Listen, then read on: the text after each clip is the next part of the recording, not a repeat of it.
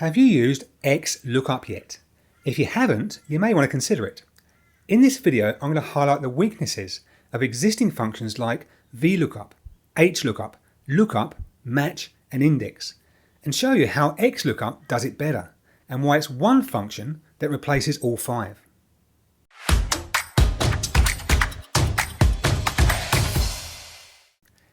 In this sheet, I've got two tables.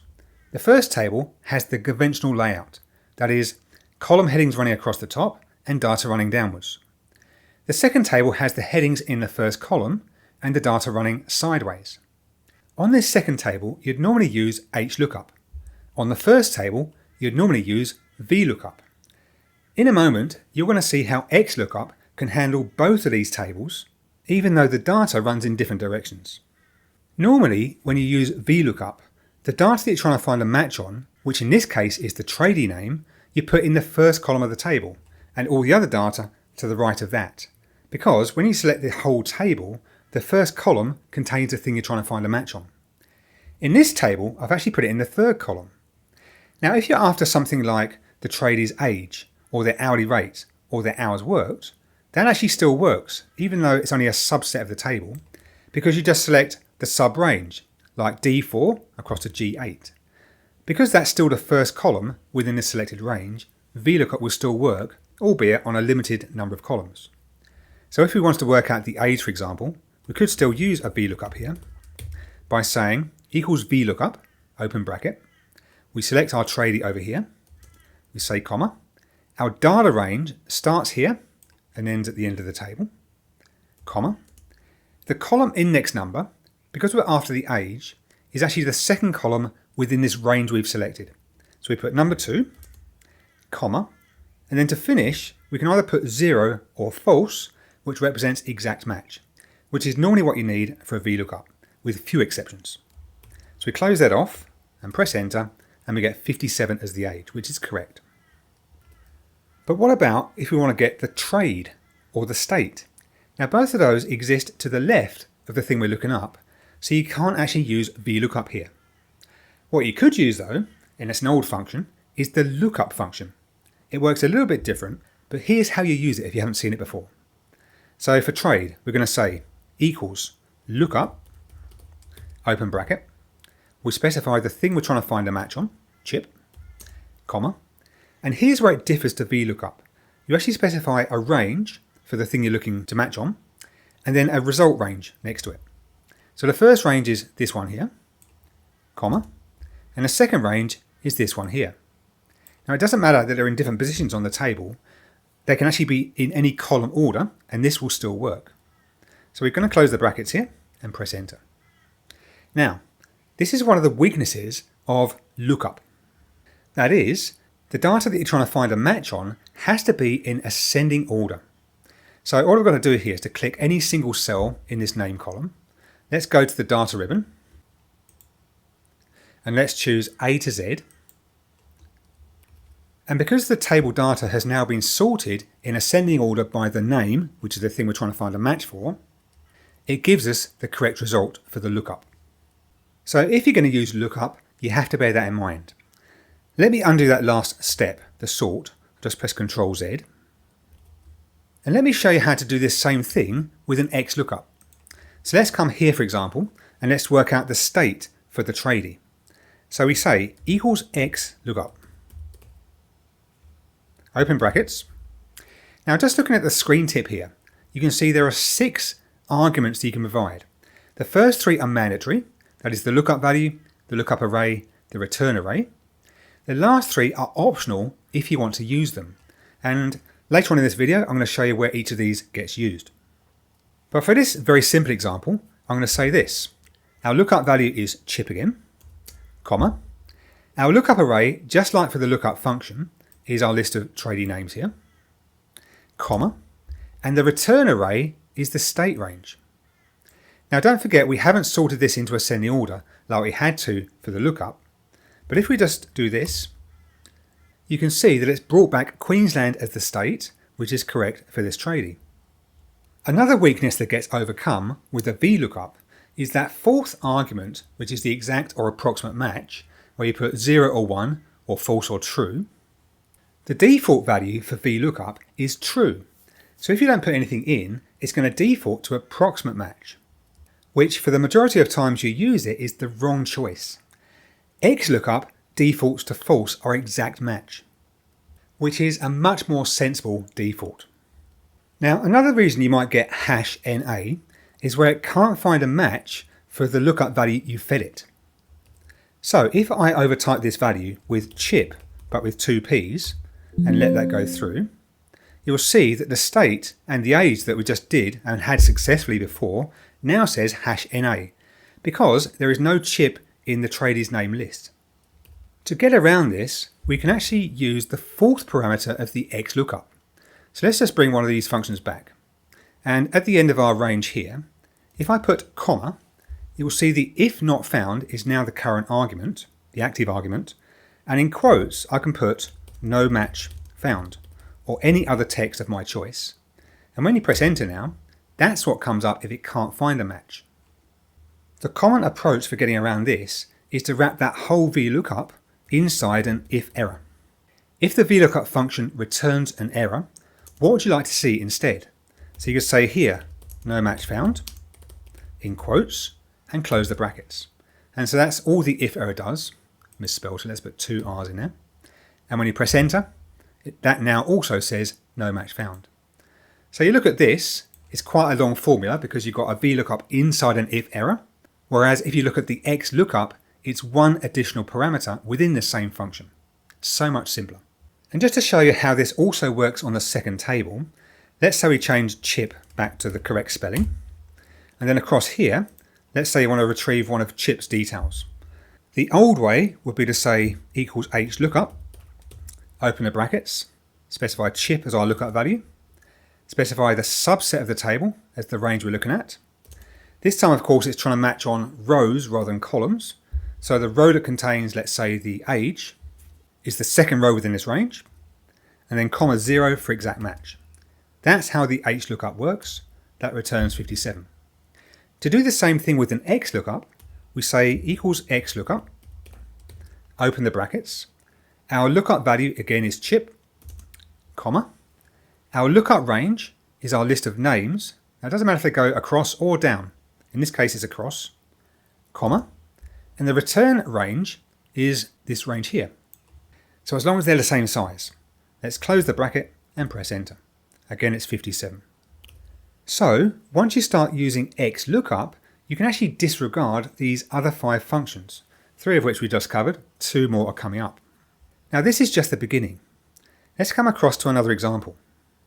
Here we're looking up an employee ID within the table, and that happens to be back in the first column of the table, but as you saw it doesn't actually matter with the XLOOKUP. And what we're trying to retrieve this time is all of the details for this particular employee ID, all done with one function once. Here's how this works, and this is where it gets really clever. In this cell, I'm going to start by typing XLOOKUP, open the bracket, select the employee ID we're interested in, comma. Now just like we did before, we're going to choose the list of employee IDs as our lookup array, comma. And then what we did before is we chose one column at a time depending on what we want to get back. In this instance, we're going to choose the whole of the rest of the data range, like this, and close the brackets and press enter.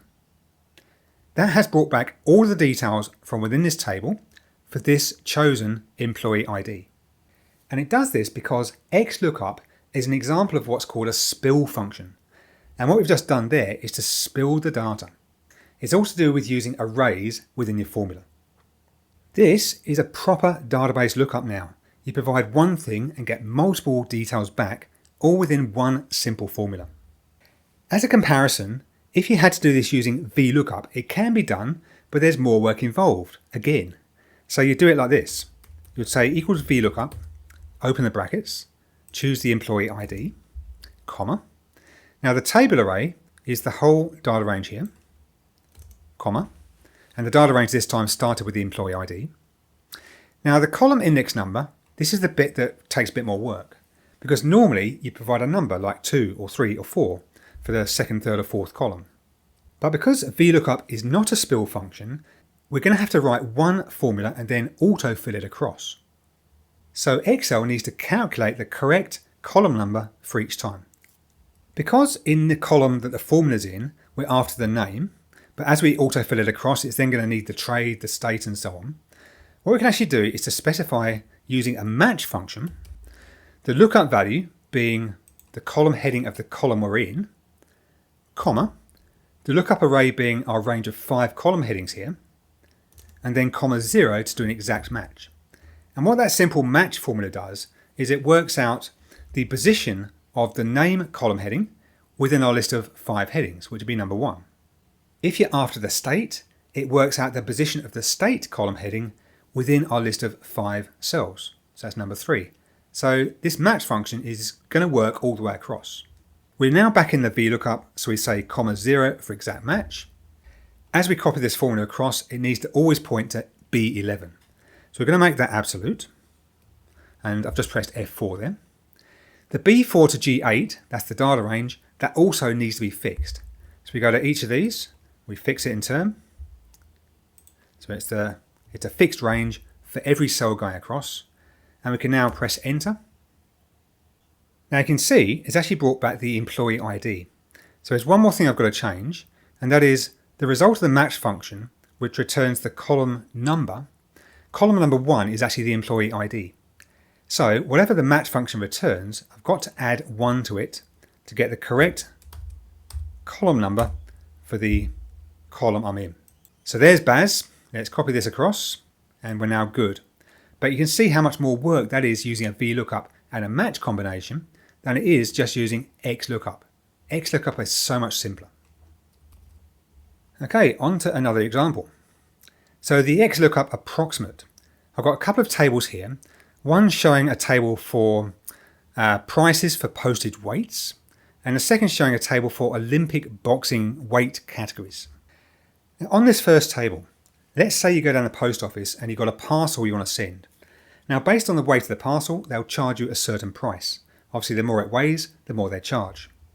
So let's say our parcel, once it goes on the scales, is 225 grams. Now there's nothing in this table that's exactly 225 grams.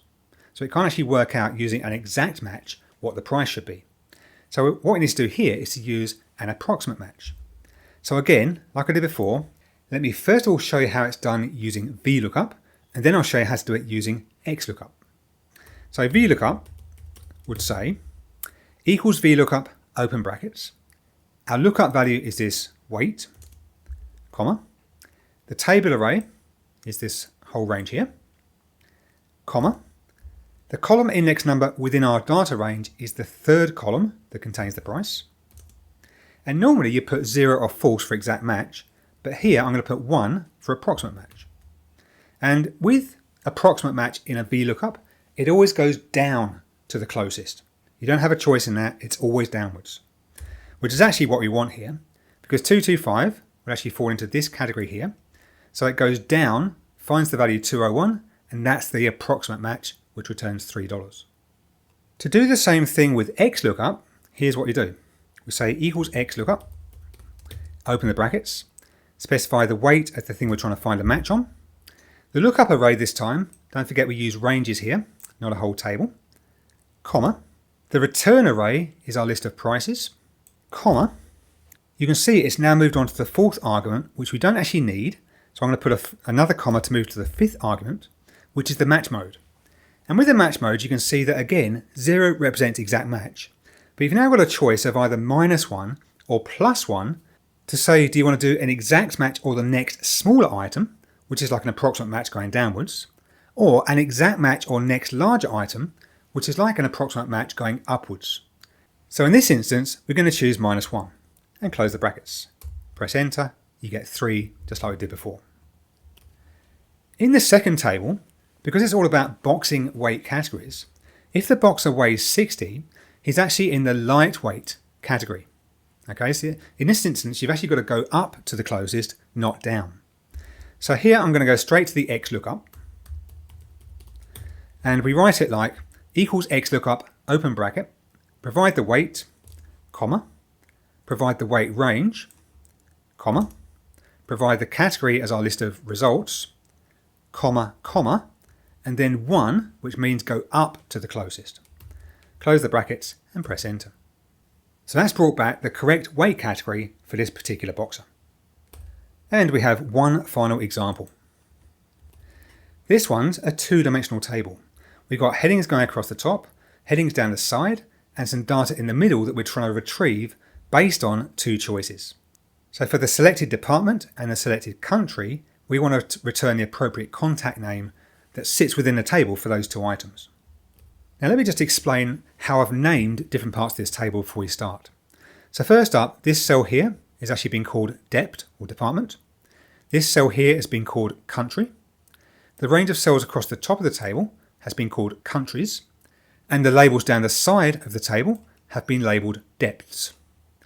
The range in the middle that contains all the names has been called Names. So I'm just going to refer to the names rather than cell ranges so it's a bit clearer what's going on. Now in a moment I'm going to show you how to do a nested XLOOKUP to retrieve the appropriate name, but before I do that, as I have done for all the others, I want to show you how you did do it before using a combination of index and two match functions. So it goes a bit like this. Equals index, and the purpose of the index function is to say here's a range of data, here's the column and here's the row, go and get the data. So first up we provide the array, which is the range of names here. Then we need to provide the row number and the column number. Now to calculate both of those we need to use two match functions. The first one is going to calculate the position of the selected department down here within our list of departments here. So I say dept, comma dept, comma 0 for exact match, and that's going to return, in this case for gadgets, is in position 2, comma. Then we do another match function which says, okay, let's find the position of country within our list of countries at the top here. So for that I say country, because I've named it, comma, countries, comma 0. So close the bracket for the match, close the bracket for the index, and that's going to return, in this case, Benetta Brooker. So looking at the table, this cell here, so for gadgets, for US, that is the correct name. But as you can see, it's quite a long formula involving 3 different functions, 2 nested inside the first. So let me build up this XLOOKUP in 2 stages.